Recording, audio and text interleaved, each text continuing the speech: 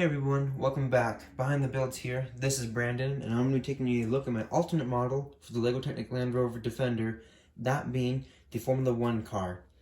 This Formula 1 car has several functions.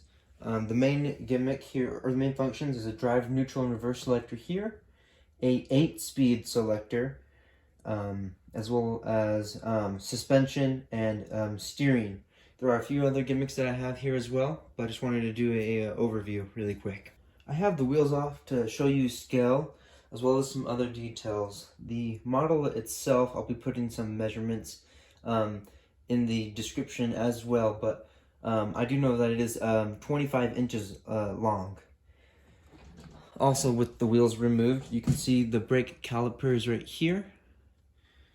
And that was just by using a bracket, a minifig bracket, and then print it upside down with a stud with a hole in it, and then that goes on the bar. Having put the wheels on, you can now see the suspension travel. It is a lot better in the rear than it is in the front, just because in the front I have a hard and soft spring, and so it comes at a slight angle of attack towards the front, and just with the fact that the front wing is there, makes it a little bit difficult.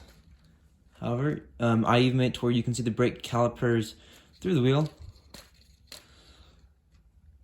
I have a hand of God steering knob right here that when it rotates on the wheels, but also the steering wheel, you can see right there. Some other quick details. Do note that there are adjustable mirrors. I have the halo built as well, and it is strong and sturdy. And then I also have these sections within these fender-like pieces right here that can be raised up. When raised up, they show the interior. So here, for example, is part of the 8-speed transmission. I'll show that in just a moment. And then on the other side is a fuel tank that you can actually grab and raise upward. The fuel tank, actually, when raised up, is in level with that fender piece. If you are to rotate the vehicle to the underside, I have a pipe here, and it just pegs into a hole and then also slides onto this tab. Here is the underside. I'll show you more of that in a second. And with this, you can actually plug this into the port as if it is refueling the car. Another feature that I wanted to have is that you could see the engine. So you actually have a little small handle right there, and that you can lift up, and it reveals the V6 engine. I will even remove this top section for just a moment, so you can as well, so you can see it in better detail. I have 3 pipes, one coming from here, and then 2 going towards the rear. I'm going to the engine, and the engine does have the 8 speeds. And I'm going to remove this fender piece to give you better access so you can see the transmission. So from the top, if I rotate this gear, it's actually limited to where it is not able to rotate that direction, but can rotate the other direction. And you can see here the mechanism working. So I actually have a 4-speed gearbox right here. And then once it's complete, all 4 speeds, a multiplier is engaged, and it will go back through those 4 speeds, but this time with the multiplier. And then it stops here at 8. So going back down. So we got 1st speed, 2nd, 3rd, and 4th. Multiplier engaged. So now we're in 5, 6, 7, and 8. We'll hold this down for a moment and show you the underside. So so between gears 5 through 8, it actually engages into this gear, and that's what the multiplier is. But you can see a little bit of it here.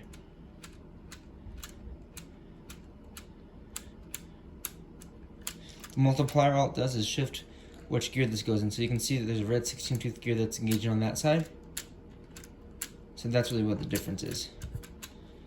And then on this side, I have a drive, neutral, and reverse selector. So neutral, reverse, and drive. When in 1st gear, you can actually hear the pistons at their fastest speed. Raising this up so you can see it. So I am rotating the wheel, and because I'm rotating it, that's only moving at half speed, but you get the gist. This cover area behind the cockpit, if I remove this, I can show you something that I did. I'm actually very, very pleased with. And that is I use some system elements the slant system areas, and they actually fit just underneath this area.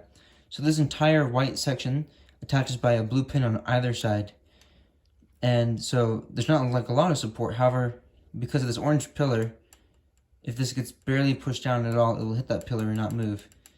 And then also, just by the nature of things, it actually hugs the side of here. So if I put the other section on, you can see that it's actually a very solid place to grab, despite it only being really attached to in two areas. Other details include the back area, which I'm very, very pleased with. I even have a suggestion of a diffuser, as well as some exhaust pipes.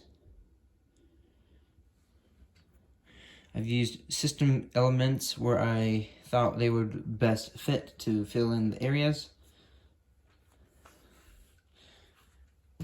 And this thing is solid. I am grabbing just by the front. I can grab it just by the side. I can shake it around. And this thing is good. Hey guys, thanks for watching. Don't forget to like and subscribe. I will also be doing 2 separate videos, at least, in regards with this F1 car. One video will be breaking down the gearbox and how that was done. And I'll probably do that through the computer, through some computer programs to make it easier for you guys to see. I will also do another video breaking down how this was built, because really I think that there's a lot of techniques and a lot of ideas, not only with building techniques that I use, but building tips that I think would be good for people that are starting to want to build their own creations. So don't forget to check those out, and definitely leave a comment on what you guys think about this F1 car, and if there's any potential builds you guys want me to try in the future. This has been Brandon from Behind the Build. I'll talk to you guys later.